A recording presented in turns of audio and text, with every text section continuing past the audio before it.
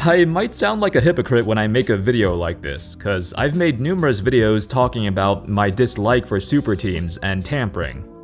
But I'm not saying these guys need to join a super team, they just need a change of scenery, instead of sticking with the status quo.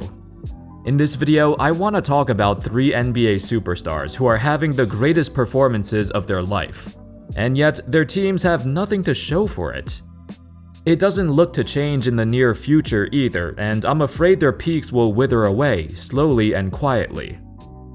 They're way too talented to let this happen, and their teams have failed them. How's it going, folks? My name's Andy, and today, let's talk about 3 superstars who are wasting away the best years of their NBA careers. Karl-Anthony Towns. I feel like there's always some catastrophe that happens to the Wolves every year. A few years back, there was that whole Jimmy Butler saga, where he criticized the work ethic of the young players on the team. Then he wrecked them in practice, then he demanded a trade shortly after. Then, a year later, Tom Thibodeau was fired as the head coach and the president, which was probably a good thing in the long run, but he got replaced by Ryan Saunders, who had no experience, and got fired 2 years later.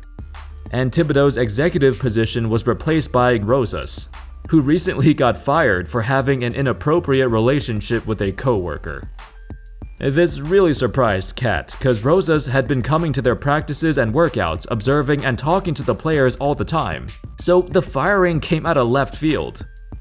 All of this turnover, all of these coaching changes, it's impossible to build a sense of identity and continuity. With Cat being in the middle of his prime, at the peak of his career, the uncertain direction of the organization has made him worried. Combined with the tragedy of losing his mother, along with 6 other family members due to COVID, it's honestly been a terrible time for Cat. For him, basketball has always been his escape from reality, but it's still hard to be 100% focused on the game when dealing with so much loss. What exactly does his future look like? Well, his contract expires in 2024, so he's not going anywhere unless the Wolves say so.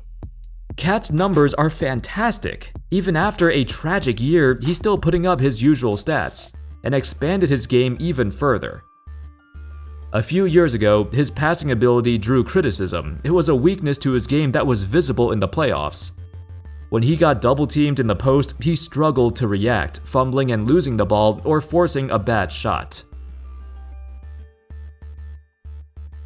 Over time, Cat improved tremendously in dealing with those situations. The 2020 season saw him average career highs in assists and assist percentage, while his turnover rate still remained the same. We all know Cat's a great, gifted scorer, but when he learned how to pass out of the post and hit his teammates cutting to the rim, it turned him into a complete offensive threat. This is the best version of Cat we've ever seen, but they've shown zero signs of being a playoff team. Defensively, they're still near the bottom of the league, and their attempt at building around Cat doesn't cover his weaknesses either. Sure, they've acquired some good scoring talent in D'Lo, Beasley, and Edwards, but what Cat really needs is a defensive-minded partner in the front court. You know, a Marc Gasol or Rudy Gobert type of player, whose main focus is to help him protect the rim from a constant barrage of wing players attacking the paint. Cat himself is a piss-poor defender, so he needs a partner who can mitigate his weaknesses. That's been missing his entire career, and that's why the Wolves have been a bottom 10 defensive team for every season of Cat's career. With all that said, there's 2 primary reasons why the future of the Wolves can be salvaged. For one, Cat has always expressed his love for Minnesota. In early 2021, at his lowest point, he stated, "It's been rocky times, and even times where they were going to take the jersey off my back. So I just really am happy that I'm still able to be here playing for this amazing city and state, and be able to stay here and affect change in the community." Despite the failures of the front office, he still wants to be there, unlike somebody. But speaking of Ben Simmons, that brings me to the second reason. According to the odds, Simmons is most likely to be traded to Minnesota. This'll be interesting, cause as terrible as he handled the Sixers situation, he would still be a very valuable asset on the Wolves. His offense might be a weird fit, but defensively, Simmons is capable of defending wing players and bigger guys, which would certainly help the Wolves' lackluster D. For the franchise, both of these reasons give them a sliver of hope that maybe, just maybe, things could work out. Bradley Beal. It's always a terrible feeling to see a player who's, top 2, top 3 in scoring, 30 points a game on the best efficiency of his career, yet his team still has a losing record, and his talents are being put to waste.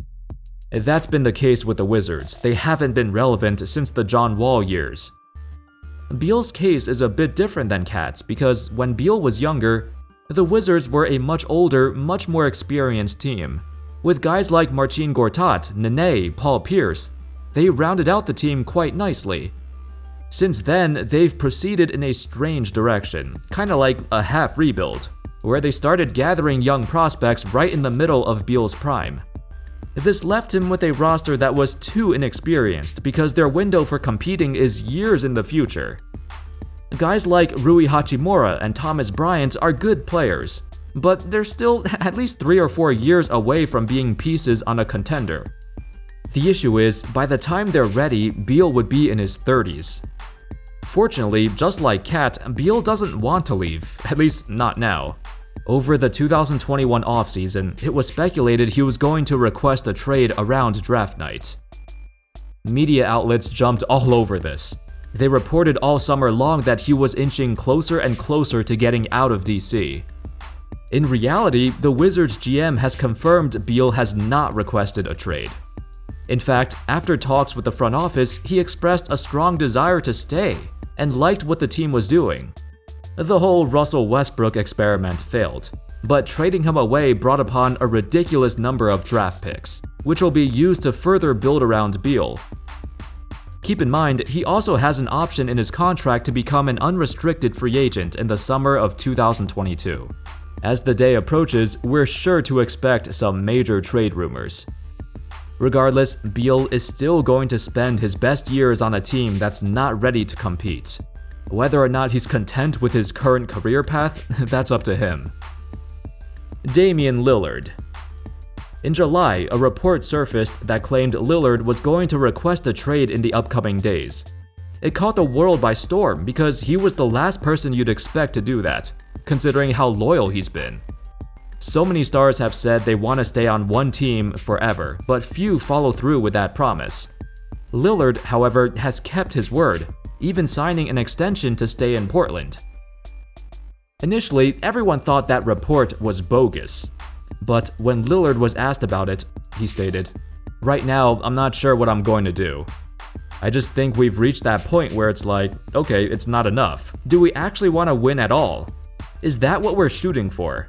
We've got to do things to show that. We've got to put action behind that. That desire to win at that level, that's been my only thing this entire time." The issue is, while Lillard has progressed leaps and bounds, the rest of his team has not kept up. He feels like he's doing all he could, while the franchise is not making the same effort to help him. I support Lillard here. He's in the midst of his best years ever, 4 consecutive All-Star appearances from 2018 until now, all NBA first teams, second teams, the most points and assists of his career. And most importantly, he never had any major injuries or setbacks. Despite the heavy minutes, Lillard is the most durable point guard in the NBA. The Blazers have responded with 4 first-round losses in the last 5 years, and their roster stagnated, especially on defense. They've been the 28th and 29th ranked defense in the previous 2 seasons. Injuries to Jusuf Nurkic was a huge part of that. To make matters worse, Terry Stotts, the longtime coach of the Blazers, agreed to part ways. In Lillard's career, Stotts had been his only head coach. He actually became the Blazers coach the same year Lillard got drafted, and they've always had a fantastic relationship. The report of Lillard's uncertainty actually came out shortly after Terry left, so it certainly had some impact on Lillard's thought process. It's like, what direction is this team going? Chauncey Billups got hired as the new coach, and I love Mr. Big Shot, but he's a rookie coach. It's not a good time to hire him when Lillard has a huge sense of urgency. Not everyone can pull off a Steve Kerr. Anyway, that's all folks. Those were 3 NBA superstars who are killing it, but it feels like their careers are at a dead end. Which of these 3 do you think will be the first to leave their team?